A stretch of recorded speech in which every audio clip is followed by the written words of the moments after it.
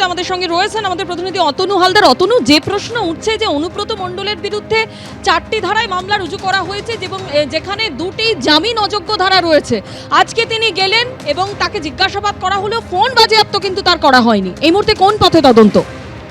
দেখো, আজকে অনুব্রত মণ্ডলকে 2 ঘন্টা জিজ্ঞাসাবাদ করা হয়েছে এবং অবশেষে অনুব্রত মণ্ডল আজকে গেলেন এবং পুলিশ তাকে 2 ঘন্টা জিজ্ঞাসাবাদ করেছে। এবং এই জিজ্ঞাসাবাদে তুমি যদি দেখো, প্রথমেই যেটা আমি বলি সেটা হচ্ছে, যেটা মনে করা হয়েছিল যে যেরকমভাবে এই মামলার যিনি অভিযোগকারী অর্থাৎ থানার ওসি, বোলপুর থানার ওসি লিটন হালদার, তার যেরকম 2টো মোবাইল ফোন বাজেয়াপ্ত করা হয়েছে, তাহলে অনুব্রত মণ্ডল যিনি পুলিশ অফিসারকে রাতে ফোন করে কদর্য ভাষায় গালিগালাজ করেছিলেন, যে তার ফোনটাও বাজেয়াপ্ত করা হবে। কিন্তু যেটা জানা যাচ্ছে পুলিশ সূত্রে, তার ফোনটা বাজেয়াপ্ত করা হয়নি। এখন পুলিশের কি বক্তব্য, তার ফোন কেন বাজেয়াপ্ত করা হয়নি? পুলিশের বক্তব্য হচ্ছে যে অনুব্রত মণ্ডলের যে কল রেকর্ড ডিটেলস, সেখান থেকেই পাওয়া যাবে অনুব্রত মণ্ডল ফোন করেছিলেন কিনা। সেই কারণে তার ফোনটা বাজেয়াপ্ত করা হয়নি এবং অনুব্রত মণ্ডল তিনি ফোনে কথা বলার কথা তিনি স্বীকার করেছেন, সেই কারণে তার বাজেয়াপ্ত করা হয়নি। কিন্তু পরে যদি দেখা যায় অনুব্রত মণ্ডল যা বলছেন, যা তথ্য দিচ্ছেন, তার সঙ্গে অসঙ্গতি রয়েছে, তখন ফোনটা তার বাজেয়াপ্ত করা হবে। এটা হচ্ছে পুলিশ সূত্রে একটা দাবি করা হচ্ছে। এখন প্রশ্ন হচ্ছে যে অনুব্রত মণ্ডলের ফোনটা এখন বাজেয়াপ্ত করা হলো না, এখন এই ফোন তিনি তার সঙ্গে রাখবেন কিনা, এই ফোন পরে ভবিষ্যতে তার হারিয়ে যেতে পারে, নষ্ট হয়ে যেতে পারে।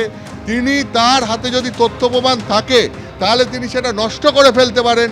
তাহলে সেই সময় পরে যদি তথ্য প্রমাণ নষ্ট হয়ে যায়, তার দায়িত্ব কে নেবে? ফলে স্বাভাবিকভাবেই পুলিশের এই কাজকে ঘিরে প্রশ্ন উঠছে, এই তদন্ত প্রক্রিয়াকে ঘিরে প্রশ্ন উঠছে।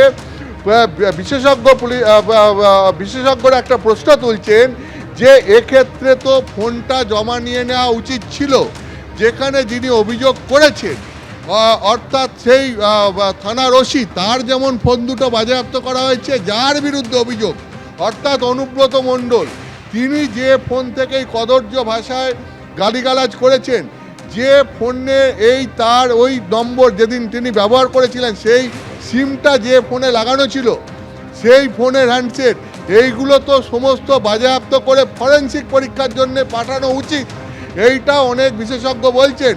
কিন্তু সেক্ষেত্রে তাহলে অনুব্রত মণ্ডলের ফোনটা বাজেয়াপ্ত করা হলো না কেন?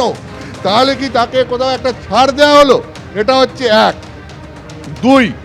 দুই যেটা অনুব্রত মণ্ডলে তিনি আজকে যাকে জিজ্ঞাসাবাদে তিনি যেটা বলেছেন যে তিনি ফোন করেছিলেন, একজন তৃণমূল সমর্থক মার খেয়েছিল, সেই বিষয়ে পুলিশের ভূমিকা নিয়ে তাকে কর্মীরা বলেছিল এবং সেই প্রসঙ্গে তিনি আইসিকে ফোন করেছিলেন এবং তাতে দুজনের কথা হয়।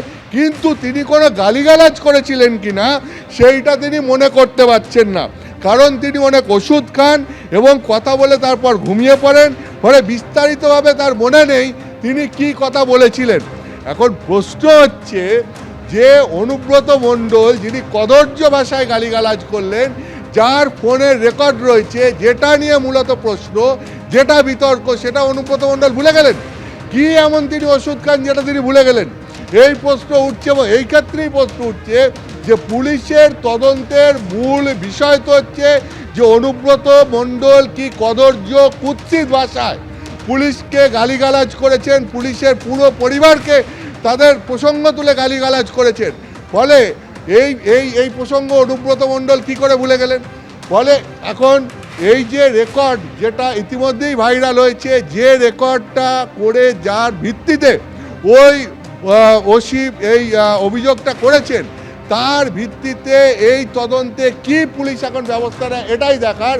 তার কারণ অনুব্রত মণ্ডলের বিরুদ্ধে যেটা মূল অভিযোগ, আশ্চর্যজনকভাবে পুলিশ সূত্রে যেটা জানা যাচ্ছে, তিনি আজকে বলেছেন সেই অভিযোগটাই তিনি মনে করতে পারছেন না। তিনি এত ওষুধ খান সেসব তিনি ভুলে গেছেন এবং সেই সব তিনি মনে করতে পারেননি। এর পরেও প্রশ্ন উঠছে যে পুলিশ তার ফোনটা বাজেয়াপ্ত করলো না কেন? এরপরে তো পুলিশের উচিত ছিল তার ফোনটা বাজেয়াপ্ত করা। অভিযোগকারীর ফোন যেরকম বাজেয়াপ্ত করা হয়েছে, অভিযুক্তের ফোনও তো বাজেয়াপ্ত করতে হবে।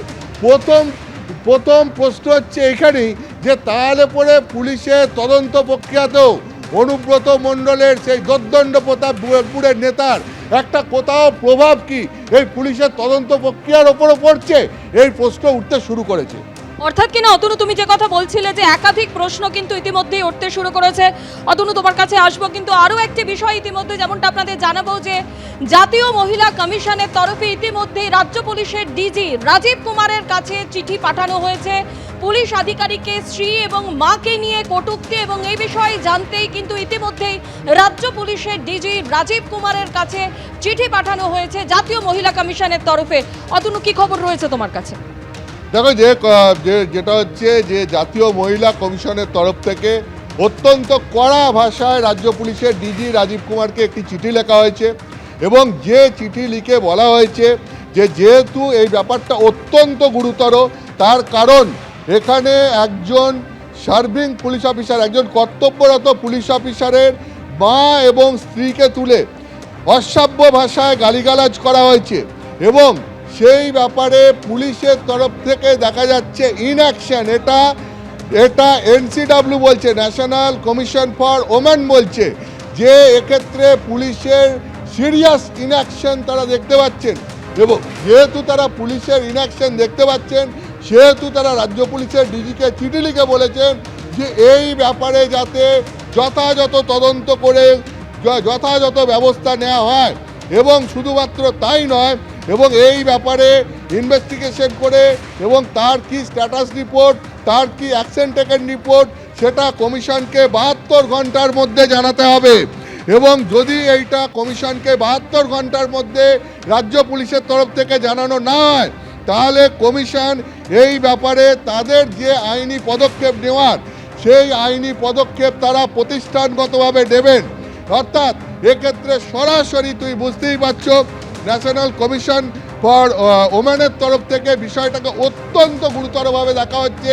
তার কারণ কেন এটা মহিলা কমিশনের তরফ থেকে দেখা হচ্ছে, জাতীয় মহিলা কমিশনের তরফ থেকে, তার কারণ হচ্ছে অনুব্রত মণ্ডল যে কদর্য ভাষায় ওই বোলপুর থানার আইসিকে গালিগালাজ করেছেন তাতে তার মা এবং তার স্ত্রীর প্রসঙ্গ বারবার টেনে এনেছেন এবং তাদের প্রসঙ্গ টেনে এনে কদর্য ভাষায় তিনি গালিগালাজ করেছেন। সেই কারণে জাতীয় মহিলা কমিশন এই ব্যাপারে রিপোর্ট চেয়েছেন, কারণ এটা শুধু ওসির ব্যাপার নয়, তার স্ত্রী এবং তার মা অর্থাৎ তার পরিবারের ব্যাপার।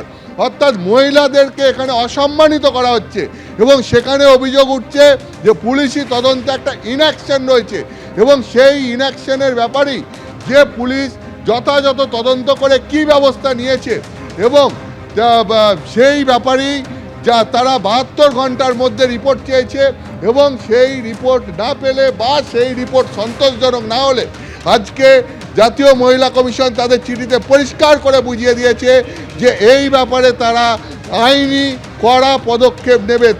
তারা প্রতিষ্ঠানগতভাবে যা যা পদক্ষেপ নিতে পারে সেই পদক্ষেপ তারা এই ব্যাপারে নেবে। ধন্যবাদ অতনু।